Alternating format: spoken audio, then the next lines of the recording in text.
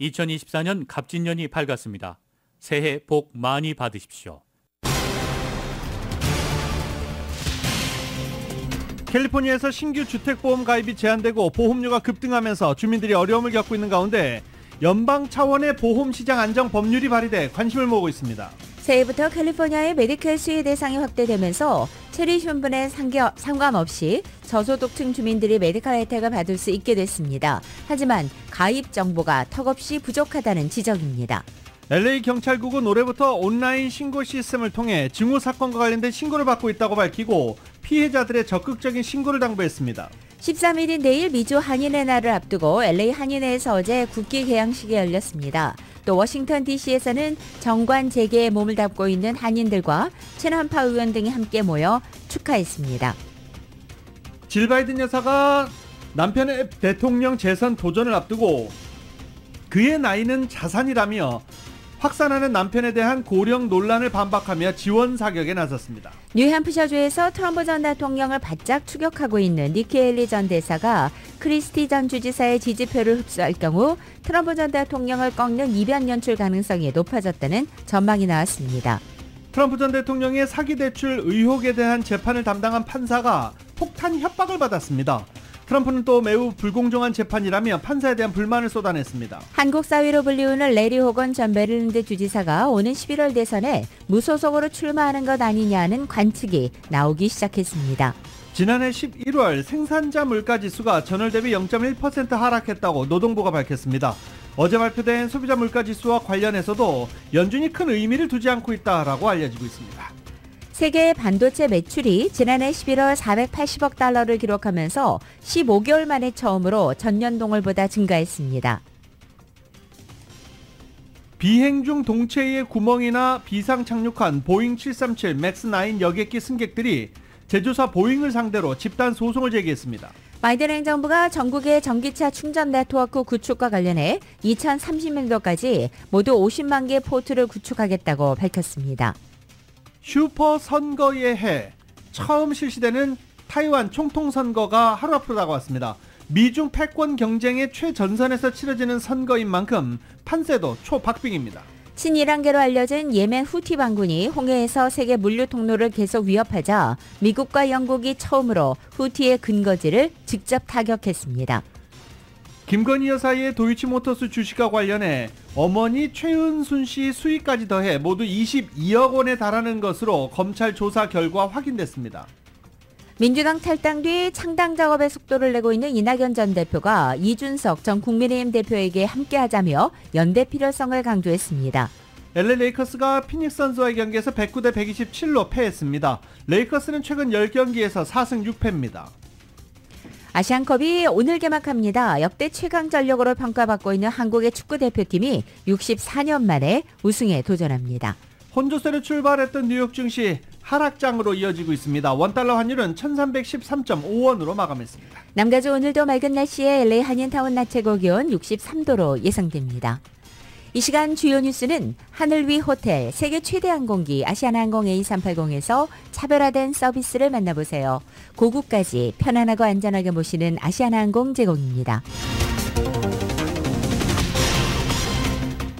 여러분 안녕하십니까? 김윤정입니다. 안녕하십니까? 유지승입니다. 2024년 1월 12일 금요일 라디오 솔모닝 뉴스 2부입니다. LAPD가 기자회견을 열고 이제 온라인 신고 시스템으로도 증오범죄를 신고할 수 있다라고 밝혔습니다. LAPD는 지난 한 해 동안 온라인 신고로 총 13만 1000건의 신고가 접수됐는데 이번에 온라인 신고 유형으로 증오 사건을 추가했다, 헤이트 인시던트를 추가했다라고 밝혔습니다. 마이클 무어 LAPD 국장은 증오 사건은 범죄 수준에는 미치지 못하지만 피해자의 성적 지향성과 인종, 종교, 민족과 관련해 별명을 부르거나 몸짓을 하는 등의 방식으로 개인을 표적으로 삼는 증오 행위를 의미한다라고 밝혔습니다. 이런 사고는 신고를 해도 경찰 대처가 늦어져 피해자들의 공포와 두려움을 가중시킨다라는 지적을 받아왔는데 이번에 온라인 신고가 가능해지면서 보다 적극적인 주민들의 신고를 당부했습니다. 캘리포니아주에서 교차로와 횡단보도로부터 20피트 이내 도로변 주차를 금지하는 법안이 새해 1월부터 시행됨에 따라서 인명피해가 동반되는 교통사고가 크게 줄어들 것으로 전망됐습니다. 연방 고속도로국에 따르면 2020년 인명피해를 동반한 4만여 건의 교통사고 가운데 16,000여 건의 교통사고가 교차로에서 발생했고 교차로 교통사고 가운데 1,674건은 보행자 관련 인명사고로 집계됐습니다. 현재 43개 주에서 교차로 20피트 내 주차 금지를 시행하고 있습니다. 또한 독자적으로 유사한 주차 금지 규정을 시행하고 있는 도시에서는 교차로 교통사고가 크게 감소하고 있는 것으로 나타났습니다. 주택 소유주들은 최근 이 주택보험이 급등하고 신규 주택 가입을 하려고 하면 가입할 보험사가 없어서 아주 애를 먹고 있습니다. 이렇게 신규 주택보험 가입이 캘리포니아에서 제한되고 주택보험료가 급등하면서 주택 소유주들이 큰 어려움을 겪는 가운데 연방 차원의 법안이 상정돼 주목되고 있습니다.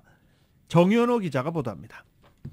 산불과 홍수, 산사태 등 기후변화로 인해 수익 구조가 맞지 않는다며 가주에서 신규 가입자를 더 이상 받지 않는 주택보험사들이 늘어나고 가입자를 받더라도 주택보험료가 최근 폭등하면서 보험 가입이 가주민들의 또 다른 골칫거리가 되고 있습니다. 가주를 비롯해 전국적으로 주택보험과 자동차 보험료가 급등하면서 사회적인 이슈가 되고 있는 가운데 버뱅크 출신 애담 시프 연방 하원의원이 지난 10일 보험 시장을 안정시키기 위해서 연방의회에 관련 법안을 선보였습니다. 일명 인슈어 액트로 불리는 이 법안은 보험사들로 하여금 홈오너들에게 모든 자연재해에 대한 보험 커버리지를 제공토록 하는 것이 골자입니다. 산불 피해가 잦은 지역의 주민들도 보험사로부터 커버리지를 제공받도록 그리고 치솟는 보험료를 안정시키기 위해서 정부가 개입해야 한다는 것이 법안의 골자입니다. 아담 시프 의원은 성명에서 인슈어 액트는 특히 잦은 산불 피해로 보험사들이 가주에서 신규 가입자를 받는 것을 중단하거나 신규 가입자를 받는 보험사들이 주택보험료를 대폭 인상하면서 주택보험이 위기 상황을 맞고 있다고 지적하고 이번에 상정한 연방 법안은 홈오너들이 저렴한 가격에 필요한 보험 커버리지를 받을 수 있도록 하는 것이라고 밝혔습니다. 가주에서는 메이저 보험사인 스테이트팜과 올스테이트이 개인주택과 비즈니스 건물에 대한 신규 가입을 받는 것을 중단한 상태입니다. 파머스도 신규 주택보험 가입을 제한하고 나섰습니다. 메라스타 보험사와 유니트린 오토 앤 홈 인슈어런스 컴퍼니, 유니트린 다이렉트 프로퍼티와 캐주얼티 컴퍼니, 캠퍼 인디펜던스 보험사 등도 신규 주택보험 가입을 제한하고 나섰습니다. 위셔 제이박 종합보험 대표인 제이박 씨입니다. 일단은 주택보험을 취급하는 회사들이 캘리포니아에서 더 이상 신규를 받는 데에는 상당히 어려운 점이 많습니다. 우선 보험료 인상도 있고 또 많은 보험회사들이 새로운 보험을 받는데 예를 들어서 새로 주택을 구입하신 분들이 보험을 가입할 때 옛날처럼 그렇게 쉽게 가입이 안 되고 시간이 걸립니다. 그렇기 때문에 사전에 준비가 좀 필요하고 또 그러다 보니까 보험료도 인상이 되고 그래서 굉장히 어려운 점이 있습니다. 좀 향후 몇 개월간 이런 것이 갈 텐데 정부에서 어떤 조치가 좀 필요하다고는 보는데 가주뿐만 아니라 콜로라도와 루이지애나, 플로리다도 비슷한 상황입니다. 가주에서는 정부 차원에서 보험사들이 산불 피해 지역의 보험 커버리지를 재개하도록 하기 위해서 서스테이너블 인슈어런스 전략을 도입했지만 이 역시도 보험료 폭등을 막지는 못하고 있습니다. 연방정부가 나서 보험 시장을 안정시키자는 시프위원회 법안은 연방 상하원의 승인과 대통령의 승인을 받아야 시행됩니다. 라디오 서울 뉴스 정현호입니다. 최근 LA 카운티 내 코로나와 독감 환자가 급증하고 있습니다. 특히 입원 환자 수가 증가하면서 LA 지역의 코로나 위험 수준이 2주 연속 중간 단계에 머물러 있고 입원자 수가 800명을 넘어선 것으로 집계됐습니다. LA 카운티 공공보건당국에 따르면 가정과 직장 등에서 배출되는 폐수 속의 코로나 농도가 최고치를 기록했던 지난 겨울에 60%까지 치솟았다고 밝혔습니다. 보건당국은 백신을 이미 접종했거나 항체가 생긴 사람들까지도 곧잘 감염시키는 것으로 알려져 있는 새로운 코로나 변이 바이러스인 JN1에 따른 확진자가 급증하고 있다고 설명했습니다. 또한 독감 확산세도 이어집니다. LA 지역의 독감 입원 환자 수가 지난달 말 하루 평균 425명을 기록했고 이후 소폭 하락은 했지만 보건당국은 올 시즌의 독감 절정 시기가 이미 끝났다고 단정하지 말라고 전했습니다. 따라서 앞으로 몇 주 동안은 코로나, 독감, 그리고 호흡기 바이러스가 지속해서 성행할 것으로 예상된다며 백신 접종을 다시 한번 권고했고 철저한 개인위생 지침 준수도 당부했습니다. 전국의 오바마케어 건강보험 가입자가 2천만 명을 넘은 것으로 집계됐습니다. 사상 최대치입니다. 오바마케어 건강보험 혜택 등록 마감일은 오는 17일입니다. 17일 오전 5시로 당초 예상됐던 1,900만 명을 이미 넘어서 2천만 명을 기록한 것입니다. 역대 가장 많은 수치입니다. 11월 대선을 앞두고 오바마케어 홍보에 열을 올리고 있는 바이든 대통령은 성명을 통해 그 어느 때보다 인기가 높다라고 평가했습니다. 일각에서는 이 같은 바이든 대통령 발언이 트럼프 전 대통령이 당선되면 오바마케어를 축소하겠다고 공공연하게 밝히고 있는 것에 반박하기 위한 것이라는 관측도 나오고 있습니다. 가입자 급증과 관련해서는 정부 보조금이 늘어났고 가입자 비용 부담이 크게 낮아진 것 때문이다라는 분석도 나오고 있습니다. 또 코로나 팬데믹 사태 종식으로 지난 4월부터 메디케이드 자격이 없어진 이들이 오바마케어를 대안으로 택한 덕분이라는 관측도 나오고 있습니다. 새해 들어서 메디칼 수혜 대상이 확대됐습니다. 체류신분에 상관없이 저소득층 주민들이 메디칼 혜택을 받을 수 있게 된 것입니다. 하지만 관련 정보가 너무 부족하다는 지적이 나오고 있습니다. 이은 기자가 전해드립니다.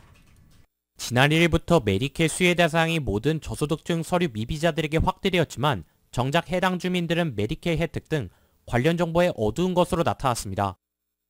올 들어서부터 서류 미비자들도 연령 제한 없이 연방 빈곤선의 138% 이하에 해당되는 저소득층 주민이면 메디케어 혜택을 받을 수 있게 되었습니다. LA 카운티의 경우 종전에 서류 미비자 메디케어 수혜자의 연령을 제한한 규정 때문에 정부의 의료 지원을 받을 수 없었던 주민들을 위해 카운티 정부 차원에서 마이 헬스 LA를 시행해 왔는데 올 들어 메디케어 수혜 대상이 전면적으로 확대되면서 이달 31일로 마이 헬스 LA는 종료되고 은근 메디칼이 없는 주민들은 메디케어를 새로 신청해야 됩니다. 마이 헬스 LA 가입자들이 의료보험 혜택을 계속 받기 위해서는 새로 수혜폭이 확대된 메디칼에 신청해야 되는데 이들 수혜자들은 메디케어의 신청 방법, 자격 대상, 혜택폭 등 관련 정보에 어두운 경우가 많습니다. 11일 에스닉 미디어가 개최한 줌 미팅에서 메디케어 신청을 도와주는 커뮤니티 의료 관계자들이 출연해 LA 카운티 주민들에게 관련 정보를 공유하는 시간을 가졌습니다. LA의 헬스케어 분야 저널리스트인 안나 고멘 씨는 현재 LA 카운티 내 메디케어 수혜 대상 확대 소식을 미처 접하지 못한 주민들이 아직도 많다고 지적했습니다. Since we learned about the expansion, we have been working very hard to get the word out and to make sure everybody knows who is eligible. We've done presentations, sent flyers to people's homes. LA 카운티 커뮤니티 클리닉 연합 측은 일부 카운티 주민들은 메디칼 수혜층이 확대되면서 신청 서류 작성 등을 거쳐야 하는데 관련 서류 작성에 어려움을 겪는 주민들이 상당히 많아 커뮤니티 내 의료단체들이 도움을 제공하고 있다고 강조했습니다. There is paperwork, but there are helpers to help folks get enrolled. The people from the organizations that are on with us today at the community health centers, they have staff. 특히 마이헬스 LA 가입자들 가운데는 메디케어 신청 자격에 대해 모르는 경우도 많아 커뮤니티 의료단체들이 함께 이에 관한 정보를 전파하기 위해 아웃리치 활동을 벌이고 있습니다. Focusing a lot on getting the word out and enrolling people who just didn't apply before, who didn't have coverage, and making sure that we're providing enrollment assistance and getting them covered as soon as possible. 심지어 메디케어이 유료 서비스인 줄 알고 있는 서류 미비자들도 있어 이런 부분도 커뮤니티 차원에서 알리는 활동을 전개하고 있습니다. 커뮤니티 클리닉 센터 관계자는 최근 인플레이션으로 생활비가 치솟은 상황에서 서류 미비 저소득층 주민들의 경우 정부에서 지원하는 메디칼을 받을 수 있도록 관련 전차를 마치도록 독려했습니다. 라디오 서울 뉴스 이은입니다.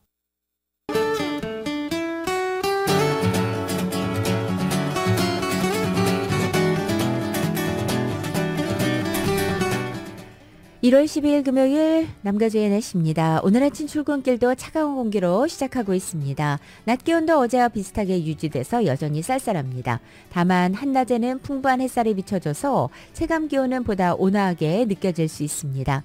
이번 주 추위는 이번 주 주말 일요일까지 이어집니다. 다음 주 월요일부터는 낮 기온과 밤 최저 기온 모두 오르기 시작해서 평년 기온을 되찾겠습니다. 또 화요일부터 남은 한 주간 내내 낮 최고 기온은 70도를 약간 넘어서면서 오히려 예년 기온을 웃도는 포근한 날씨가 전망되고 있습니다. 이번 주말까지만 조금 참으시기 바랍니다. LA 한인타운의 오늘 낮 최고 기온 63도, 밤 최저 기온 43도, 오렌지 카운티 지역 64도, 42도, 밸리와 일랜드 엠파이어 지역은 63도, 39도, 해안 지역은 61도, 44도 예상됩니다.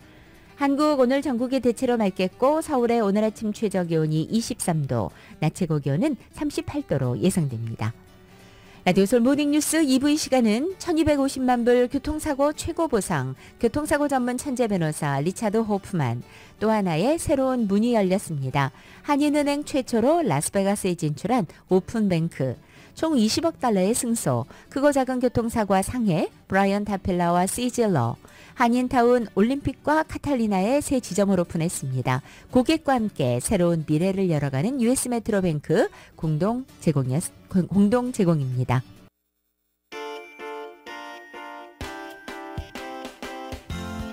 라디오 솔 모닝뉴스 2부 이 시각 현재 프리웨이 교통 상황입니다. 먼저 5번 사우스 방향입니다. 이스턴 애비뉴로 내리는 지점 세 번째 레인에 고장 차량 한 대 멈춰 있습니다. 역시 5번 사우스 방향에서 170번 사우스로 연결되는 지점 단독 차량 사고 있습니다. 101 사우스 방향입니다. 실버레이크 블루바드로 내리는 지점 두 번째 레인에 고장 차량 한 대 멈춰 있습니다. 참고하시고 안전운전하시기 바랍니다.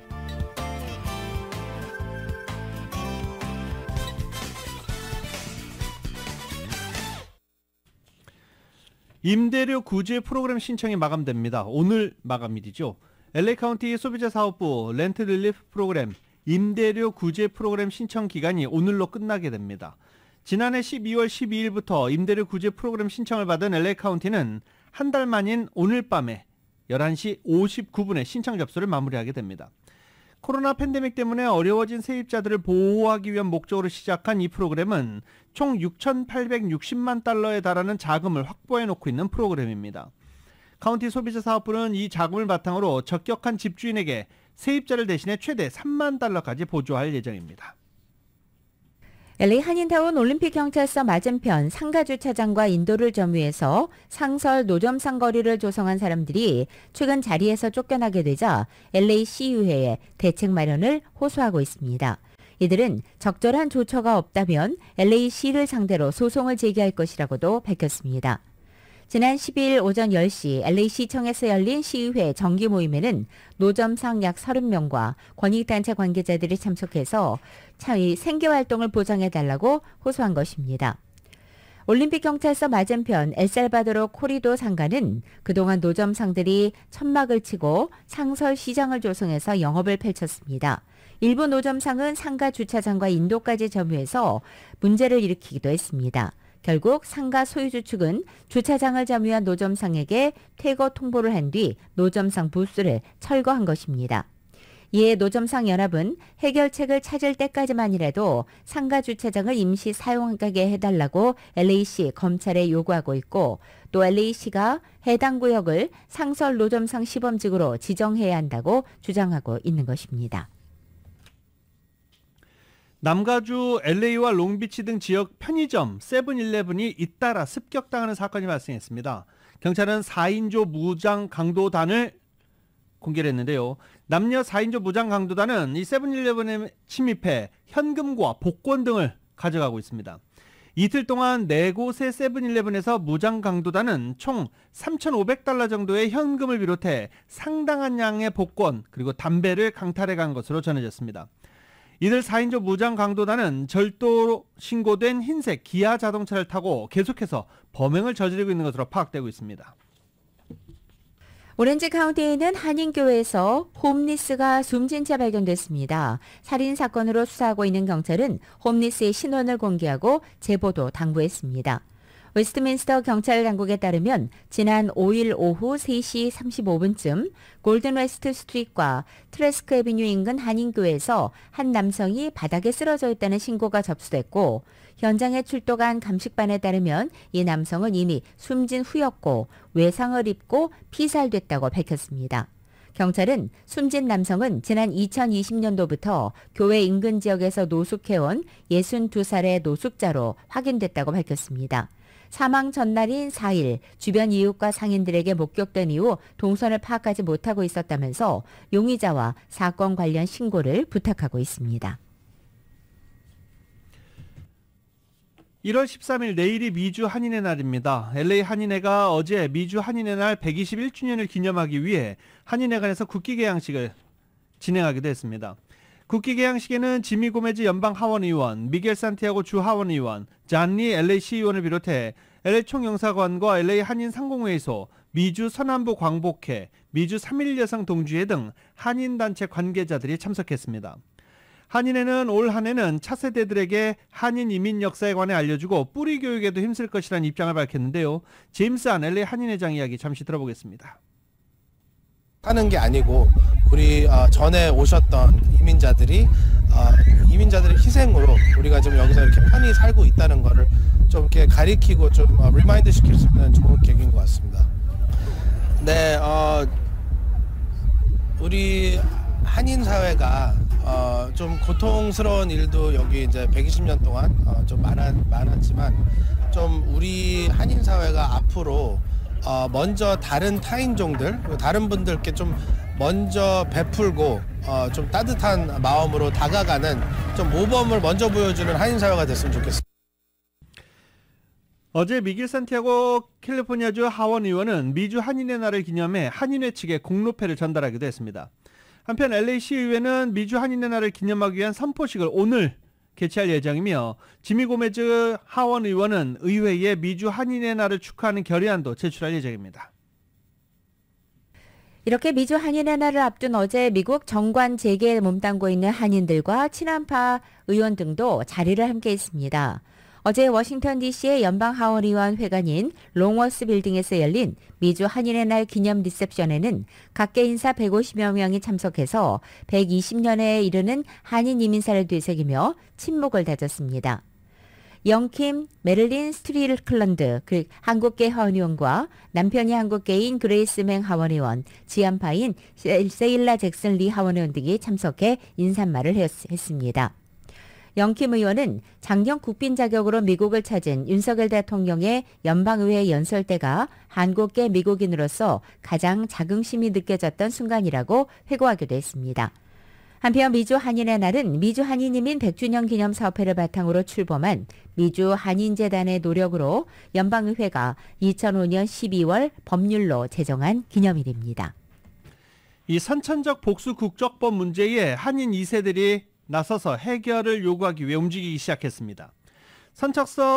선천적 복수국적 개정에 10여 년간 매달려왔던 전종준 변호사와 한인 리더들의 전국단체 미주한인위원회 멤버 김원 변호사는 최근 선천적 복수국적법의 내용과 문제점, 입법 방향 등에 대한 대화를 나누고 해결을 위해 협력하기로 했습니다. 이들은 선천적 복수국적 교육 워크숍과 SNS를 통한 정보 공유 등을 방법으로 제시했습니다.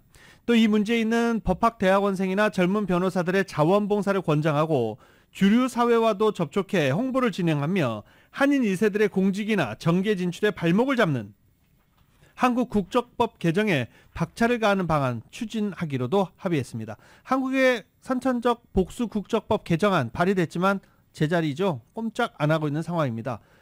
이 선천적 복수 국적법에 휘말리지 않으려면 국적 이탈을 빨리 하는 게 좋습니다. 하버드 대학이 반유대주의를 지켜주는 보루가 됐다면서 유대인 출신 하버드생 6명이 대학 측을 상대로 소송을 제기했습니다. 학생들은 지난 10일 매사추세츠주 지방법원에 낸 소장에서 하버드 대학이 반유대주의의 학생 시위대와 교직원을 처벌하지 않아서 자신들이 대학 캠퍼스에서 안전을 우려해야 하는 피해를 보고 있다고 주장했습니다.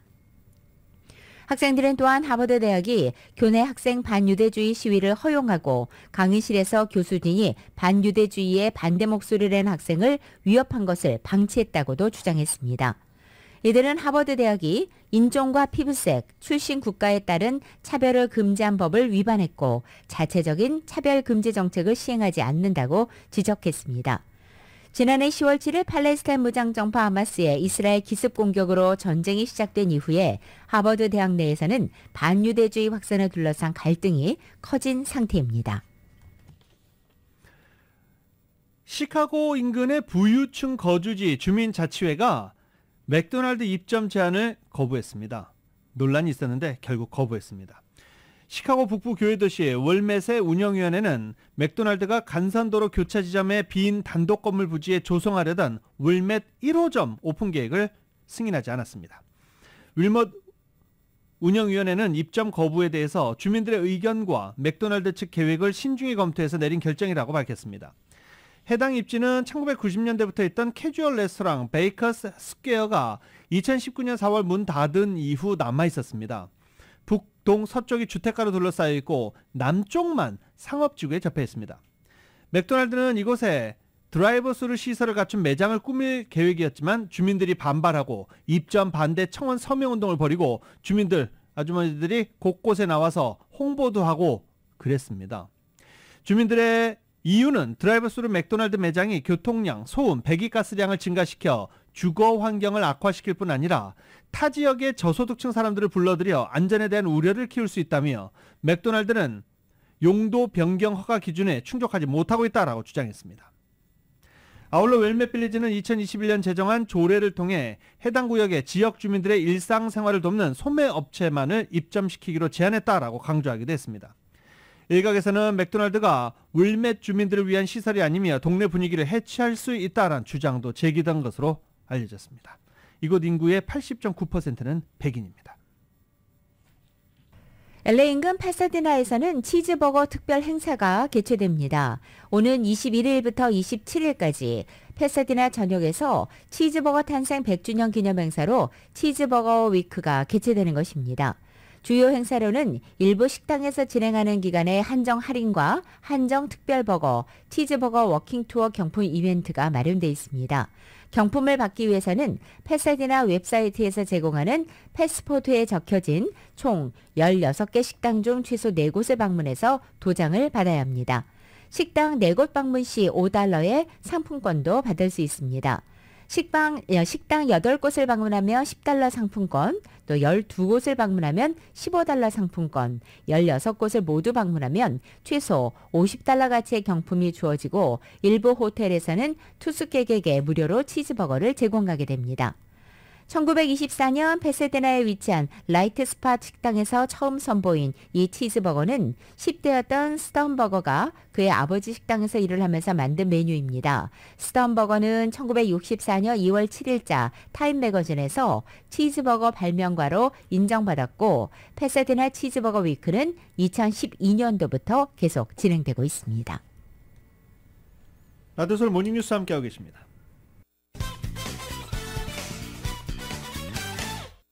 LA 카운티 지역 개솔린 평균 가격이 어제 11개월 만에 최저치를 기록했다라고 해서 이제 뉴스가 됐었죠. 어제 LA 카운티는 갤런당 $4.67를 기록해서 지난해 2023년 2월 이후 가장 낮은 가격 기록을 했습니다. 오렌지 카운티도 갤런당 $4.57를 기록했고 리버사이드 카운티는 갤런당 $4.51를 기록하기도 했습니다. 좀 더 내려갔으면 좋겠는데요. 네. 최근 국제유가 하락세가 계속 이어지고 있기 때문에 개솔린 가격도 영향을 받고 있다라는 분석입니다. 미국의 생산자 물가지수가 3개월째 전월 대비 하락세를 이어갔습니다. 연방노동부는 지난해 12월 미국의 생산자 물가지수 PPI가 전월 대비 0.1% 하락했다고 오늘 밝혔습니다. 이것은 전월 대비 0.1% 상승을 예상했던 월스트리트저널에 집계한 전문가 전망치를 하회하는 것입니다. 앞서 미국의 생산자 물가지수는 지난해 10월 0.4%와 11월 0.1%에도 하락세를 나타낸 바 있습니다. 11월 상승률은 지난달 발표 때 보합이었지만 오늘 아침 발표에서 0.1% 하락으로 하향 조정된 것입니다. 한편 에너지 가격이 전월 대비 1.2% 하락한 것이 이 12월 생산자 물가 상승률 둔화에 기여한 것으로 보입니다. 생산자 물가지수 이렇게 발표됐습니다. 그리고 어제 12월 소비자 물가지수가 발표됐습니다. 시장 예상을 웃돈 것으로 나타났죠. 물가가 지속적으로 안정세를 보이지 않을 거라는 걸 보여준 지표가 나왔는데 아직 이 정도 가지고는 연방준비제도의 전망을 바꿀 정도는 아니다라는 평가가 나왔습니다. 금리 인하 기대하고 있는 올해인데 금리 인하 시점을 놓고 지금 계속 전망이 나오고 있잖아요. 근데 어제 좋지 않은 소비자 물가지수가 그리고 또 오늘 생산자 물가지수가 발표가 됐는데 이 정도로는 연방준비제도의 전망이 바뀌지 않을 것이다. 이런 평가입니다. KBS입니다. 지난해 12월 미국 소비자 물가가 11월에 비해서는 0.3%, 1년 전보다는 3.4% 올랐습니다. 11월엔 전달보다 0.1%, 1년 전보다 3.1% 올랐는데 상승폭이 커졌습니다. 시장의 예상치도 뛰어넘었습니다. 월스트리트 저널이 집계한 예측치는 각각 0.2%와 3.2%였습니다. 6월에 3%를 기록한 이후 더 낮아지지 않고 계속 그보다 높은 수준에서 머물고 있는 겁니다. 미 연방준비제도 인사들은 물가 안정에 상당한 진전을 이뤘다면서도 현재 금리 수준을 상당 기간 유지해야 할 것이라고 밝힌 바 있습니다. 최근 미셸 보먼 연준 이사는 지나친 긴축을 피하기 위해 결국 금리를 내리는 게 적절하겠지만 아직 그때는 아니라고 말했습니다. 다만 변동성이 큰 에너지와 식품 가격을 제외한 근원 소비자 물가지수 상승률이 1년 전 대비 3.9%로 11월보다 낮아졌습니다. 연준은 물가 흐름을 읽을 수 있는 근원지수를 더 중시하고 있습니다. 또 실업수당 청구 건수도 줄어든 것으로 나타나면서 경기 연착륙에 대한 기대감도 높였습니다. But so far, it's been trimming back, mostly like the narrative that's supporting the consensus estimates for a soft landing has developed. 이 지수 발표 이후에도 늦어도 5월엔 연준이 금리를 내릴 거라는 압도적인 전망은 거의 변하지 않았습니다. 뉴욕에서 KBS 뉴스 박일중입니다. 미국 공화당 대선 경선에서 선병한 반트럼프 기조로 선거운동을 해온 크리스 크리스티 전 뉴저지 주지사가 전격적으로 사퇴하면서 공화당 경선에 미칠 영향이 주목됩니다.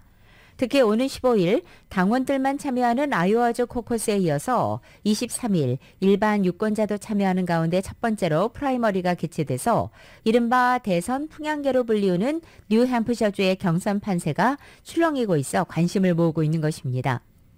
최근 여론조사 결과 뉴햄프셔주에서 도널드 트럼프 전 대통령을 바짝 추격하고 있는 니키 헤일리 전 대사가 크리스티 전 주지사의 지지표를 흡수할 경우 헤일리 전 대사가 뉴햄프셔주에서는 트럼프 전 대통령을 꺾는 이변을 연출할 가능성이 높아졌다는 전망도 나오고 있습니다.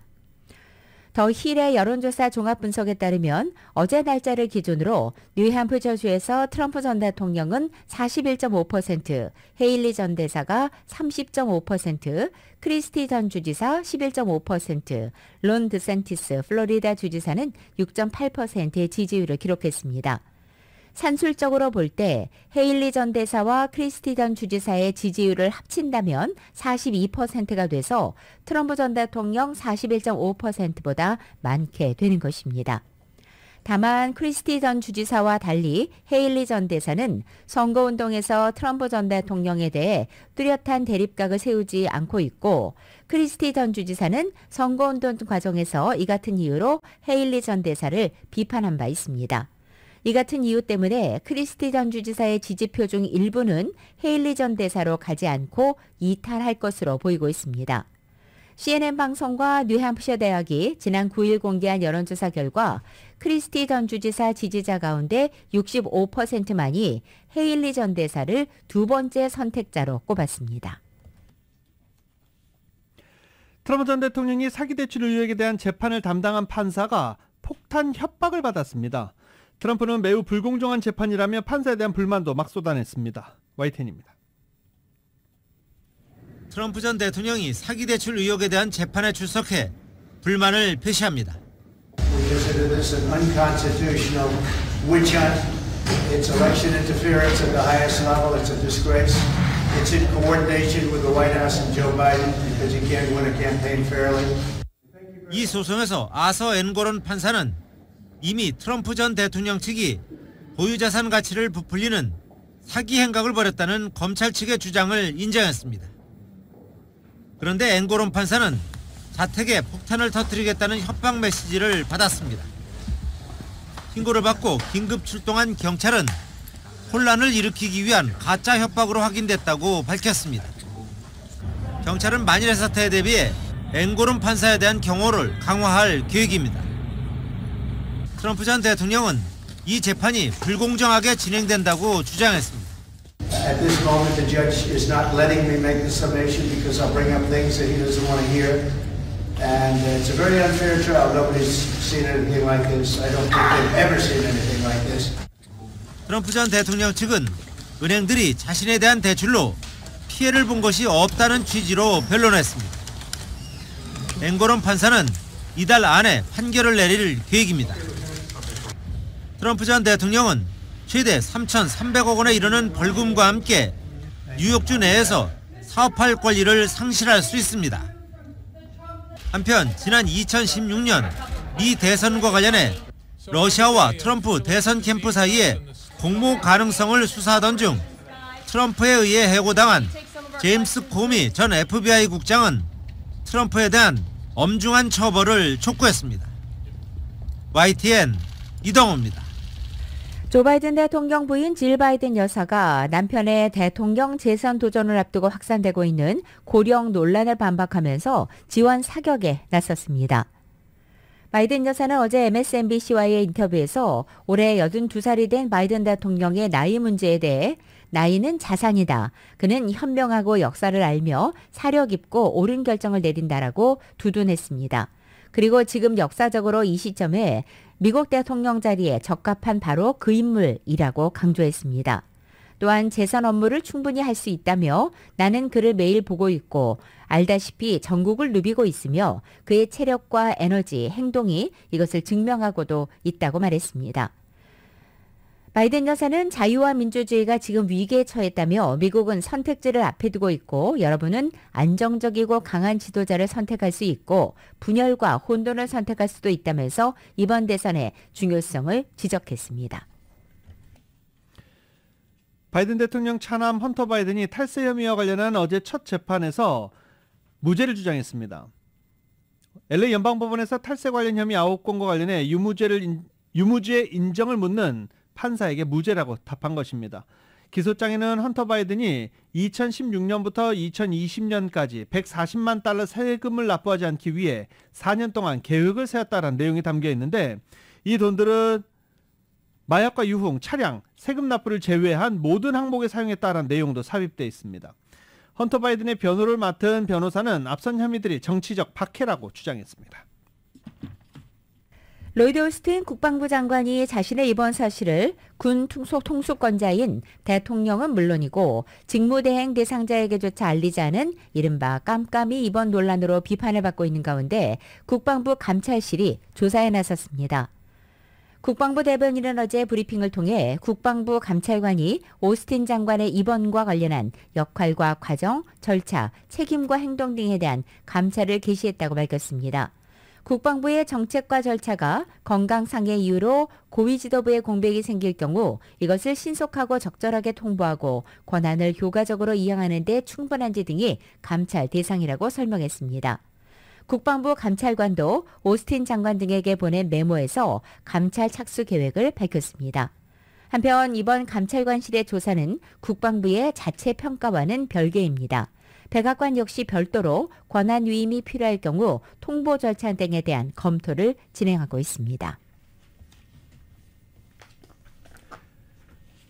비행 중 동체의 구멍이나 비상 착륙한 보잉 737 맥스9 여객기 승객들이 보잉을 상대로 집단 소송을 제기했습니다.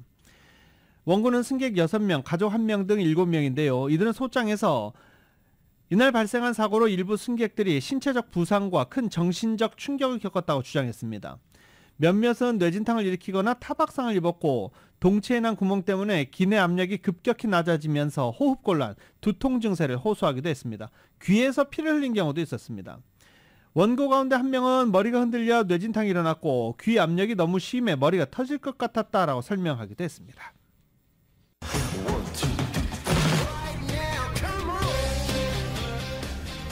라드솔 모닝뉴스 스포츠 소식입니다. 스포츠 소식은 전문가가 추천하는 이민법과 가정법 전문 제인정 종합법률사무소 제공입니다.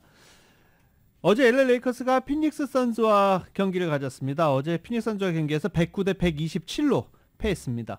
레이커스는 최근 10경기에서 4승 6패를 기록 중인데요. 아무래도 인시즌 토너먼트 우승 때 너무 힘을 많이 썼나요? 네, 선수들 기량이 들쭉날쭉하죠.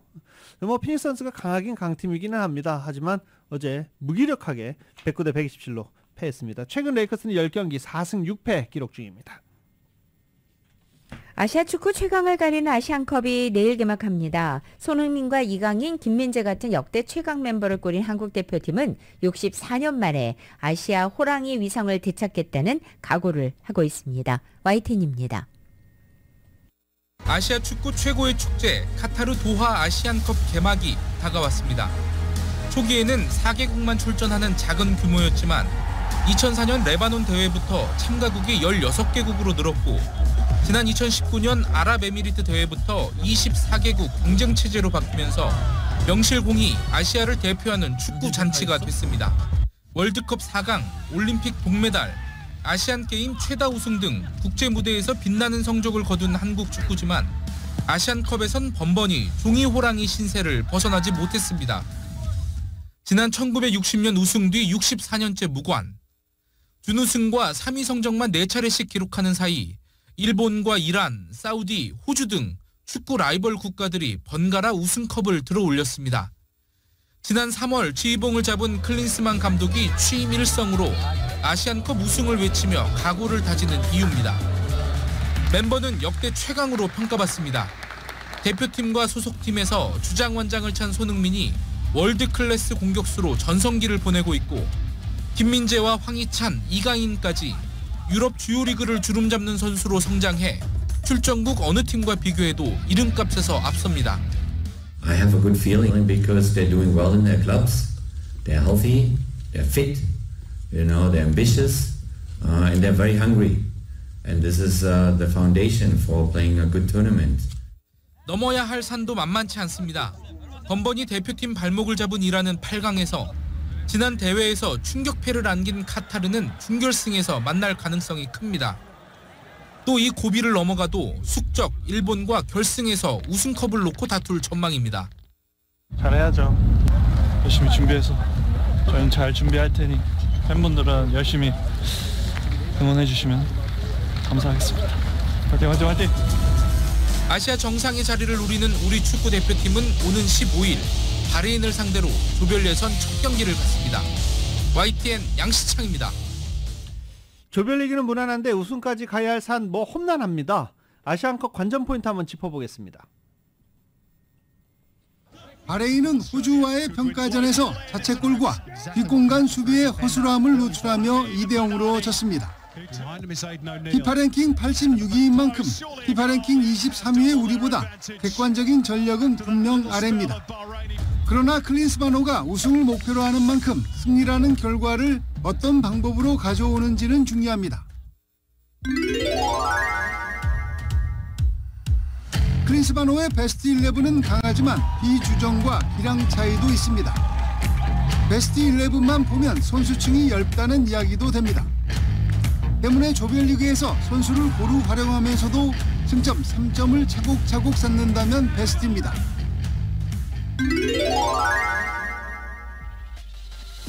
16강부터 시작되는 토너먼트에서는 크고 작은 부상과 경고 누적, 그리고 회장과 같은 돌발 변수도 있습니다.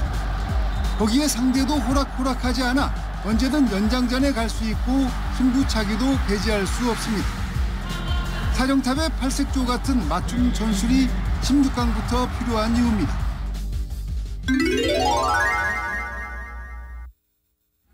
대회 우승 후보는 한국과 일본, 이란과 사우디, 호주와 카타르 정도가 유력합니다.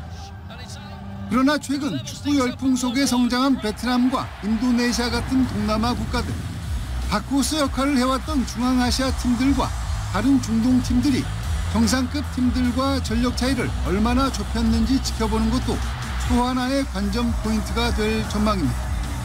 YTN 김동민입니다.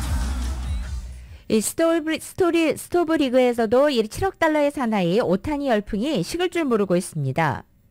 이번엔 주일 미국 대사관이 오타니의 반려견에게 미국 비자를 발급하는 이벤트를 열었습니다. 또 FA 류현진은 물 건너간 것으로 보였던 뉴욕 매체행이 다시 거론되고 있습니다. YTN입니다.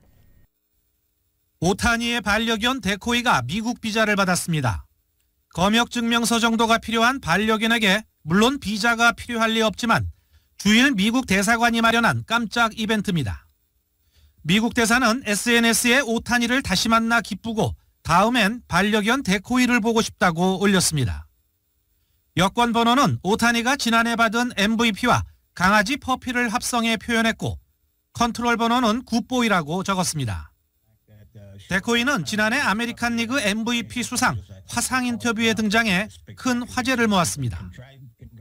아직 새 둥지를 찾지 못한 류현진의 뉴욕 매치행 가능성이 여전히 남아있다는 전망이 나왔습니다. MLB.com은 뉴욕 매치는 류현진과 마이클 로렌젠 등 낮은 등급 투수들의 몸값이 떨어지면 영입을 검토할 수 있을 것이라고 예상했습니다. 현지 언론들이 매치를 비롯해 샌프란시스코와 샌디에이고 등을 류현진이 갈 수 있는 후보 구단으로 언급하는 가운데 한 매체는 샌프란시스코와 계약할 경우 금액은 $800만 에서 $1,200만 사이가 합리적이라는 의견을 내놨습니다.